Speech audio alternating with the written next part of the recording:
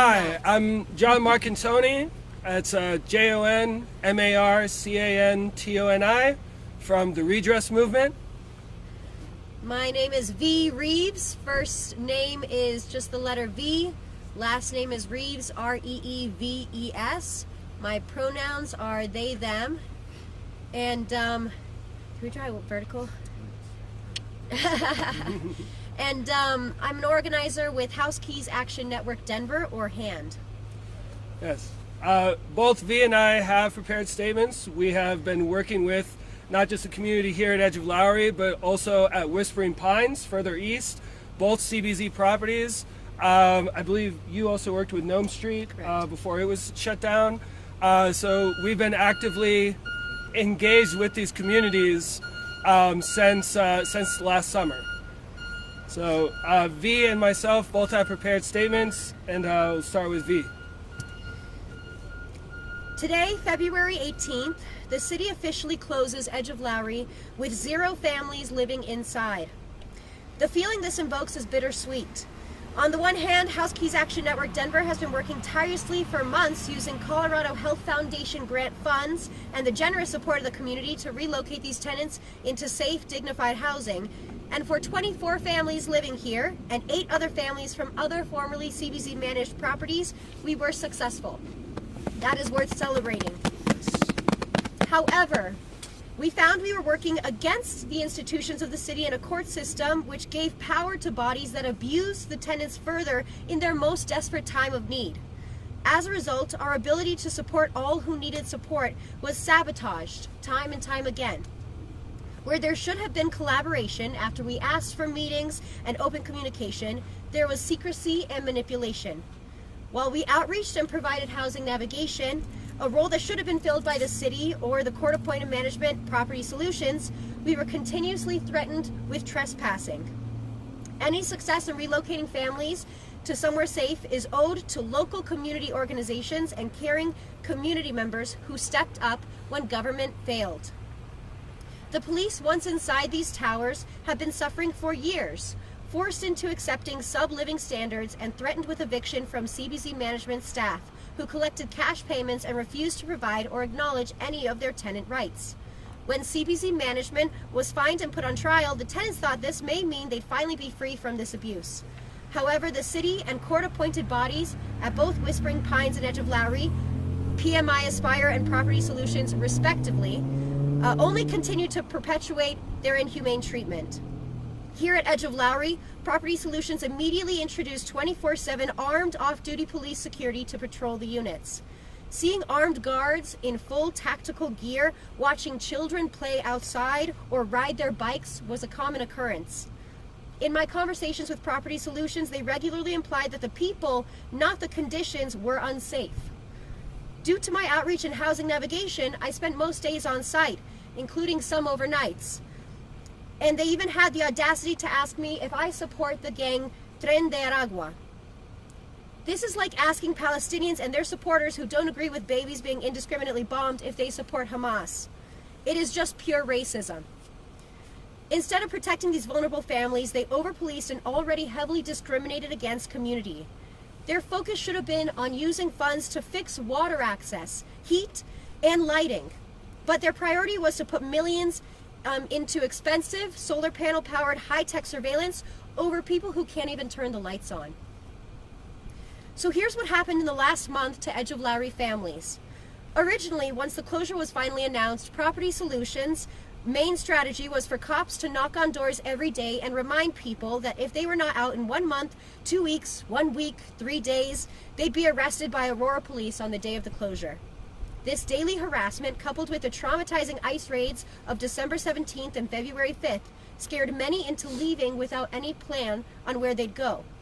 For those who left before we could offer assistance, they would tell me afterwards that they were acting on nerves and fear and trying to think of their children. This fear was so deep that one single mother showed me a video of her 2-year-old hearing knocking on the door the words "Es la policía," said by his mother, and then running to hide himself in the nearest closet. This is not normal 2-year-old behavior. Meanwhile, folks were pressured to leave far sooner than the closing date. Two families, 3 adults and 2 children, who had separate units but spent the last few weeks together in one unit out of 1, necessity to be able to afford rent together when they did move, and 2, fear due to the ICE raids, were told by Property Solutions that they should move all their belongings out of the other unit in less than 24 hours just because security wanted to board it up. But they weren't able to move everything in time and lost personal belongings inside. Unfortunately, many families lost their personal belongings throughout this process due to prematurely boarding up units, an action that was entirely unnecessary and deprived them of the dignity to the full month needed to move. Additionally, Property Solutions asked tenants to provide all their private information in a paper application packet for the chance to receive moving assistance, and then didn't respond for weeks after, except to tell some individuals that all that they would receive was a ticket out of town. It was only in the last week, when the most vulnerable families were left in the buildings, that they began offering checks for those who would leave. The conditions being that they had to provide all their personal info to the police and off-duty police security, who openly confirmed working with ICE and knew when ICE would show up but failed to warn the families. The other condition was that they would have to have their unit boarded up before receiving the funds. It didn't matter to the city or Property Solutions if they had somewhere safe to go. In fact, a family of 3 adults and 3 children, including 1 infant, accepted a $1,000 check, which is not enough to apply for housing anywhere, just to find that nowhere would accept it because the company writing the check was so new its existence couldn't be verified. So they had their unit boarded up behind them. By the time they called hand to say they were on the streets, houseless and hungry, they had already bought tickets out of town with the last of their money, saying there is nothing left here for them.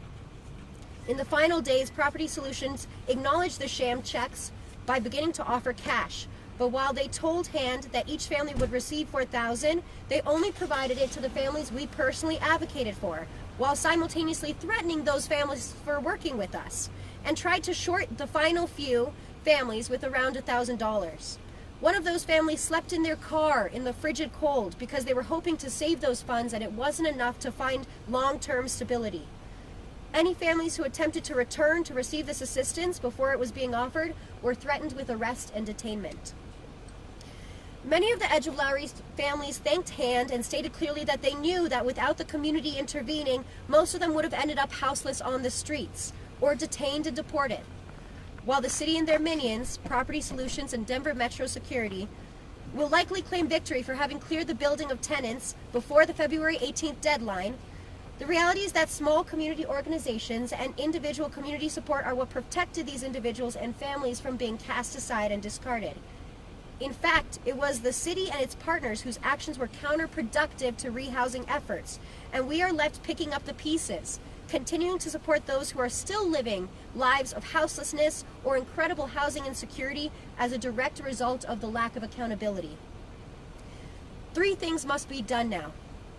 First, we must continue supporting those who need it most by donating to our GoFundMe until we can be sure that these displaced families, many doubling up in friends' apartments, on couches, in shelters, or in their cars, receive the new beginning they deserve.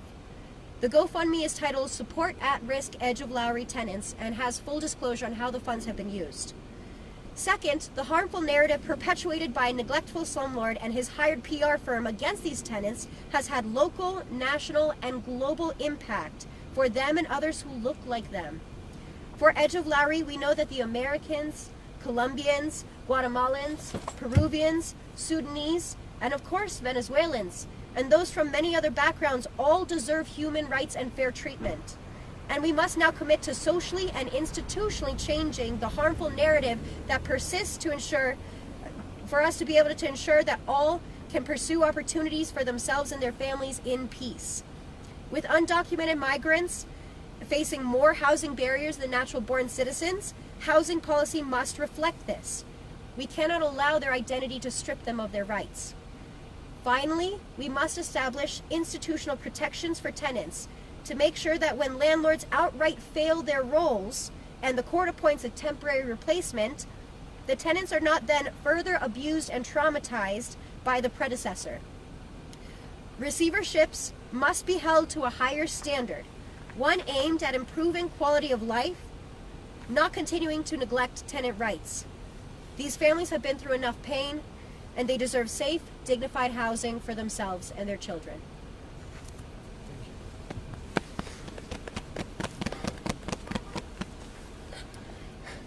just a few months ago, this was a community. Yes, it was a community that lived in squalor with regular sewage leaking out into the hallways, graffiti on the walls, holes, rats, vermin, cockroaches, bed bugs. I mean, you name it, they had it.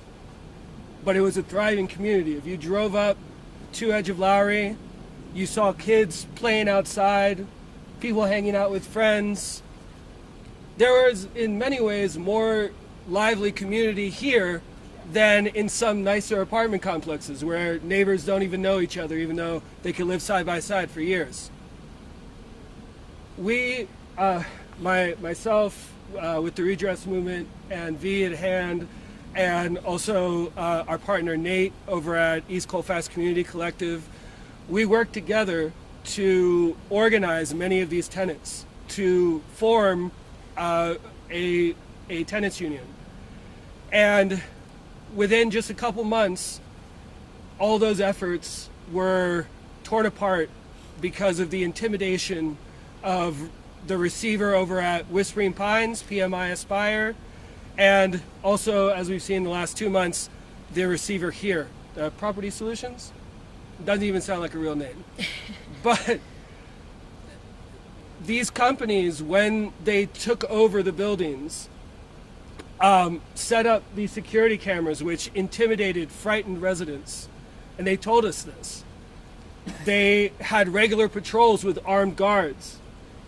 And when we would go to these properties to try to speak to residents, to educate them on their rights, to provide comfort, what have you, we would be threatened with arrest for trespassing, when all we were trying to do is actually help out the people here. There's been a lot of talk about receiverships in these last few months, and the redress movement does support that initiative to have the city take over a building, give it to a third party, fix up the building. But what you end up seeing, what we have seen over the last 6 months here in Aurora, is that without protections for these tenants, the receivers almost just in speedy fashion, evict these residents. Because in cases like this, CBZ did not document their leases. They did not keep proper record books of when people had made payments. And so, instead of recognizing that the previous owner did not keep proper records, the receivers simply push people out. They would often push people out by telling them that they would offer them a sum of money, such as $1,200, which we saw in a lot of places. They would offer them $1,200 and say, take this and leave in the next 24 hours, or the next time you leave your apartment, we're going to we're going to change the locks and you won't be allowed to come back inside. Yes. Yes, they're now doing it in Denver as well. So she's a tenant for CBC. And yes, and I apologize. This is Natasha. Barcelona, Yes, she is also a tenant from CBZ, or in a CBZ building in Denver. And so what we have seen with receiverships is a lot of promise that almost immediately goes up in smoke because the tenants do not have their rights respected and there's no protections for them. Now, the redress movement, along with a coalition of other partners, are in favor of the receivership bill that is being debated in the coming weeks at the State House. This receivership bill is being sponsored by Senator Weissman. We have talked to Senator Weissman about our concerns with the lack of tenant protections in the bill. If these receivers are not forced or mandated to actually set up new leases with tenants, if they punish them for the bad record keeping of the previous owner, if they use intimidation tactics to force them out, then we're going to be in the same exact situation that we are in right now. Also, tenants should have a say in who takes over the building, instead of an anonymous company just coming in and taking over and starting to make demands, set up cameras, and other measures that intimidate and frighten residents. So this Senate bill, SB 2520, it's going to be in the news a lot, and it needs to be, because this is going to be very important in protecting communities that are at risk, communities that are being exploited, communities that are being intimidated. And so even though we do support this bill, we believe it needs to be stronger and that it can be stronger.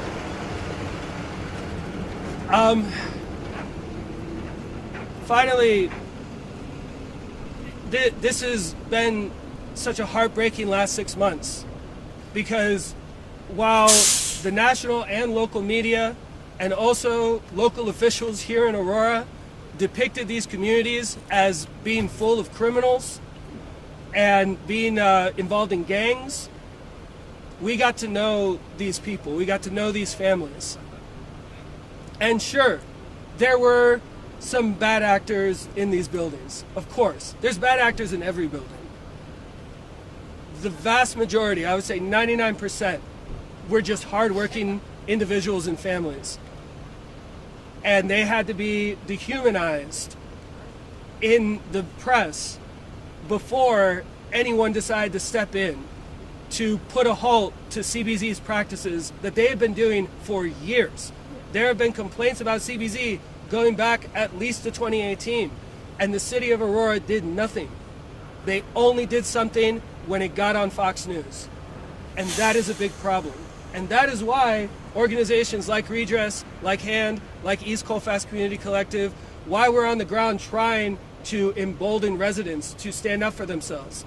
Because there is power in the people. There is power in collective action. But it means nothing if the powers that be continue to ignore us. Well, I would like to turn over for just a minute. Natasha, would you like to say something? As a current tenant of a CBZ building in Denver. It's heartbreaking. Like you guys said, I live 1 minute away from Colfax. But the community, the people that live next door to me, it feels as though I live in the community of Cherry Creek. We barbecue together, we eat together. Come here to be heard. We are each other's maintenance man.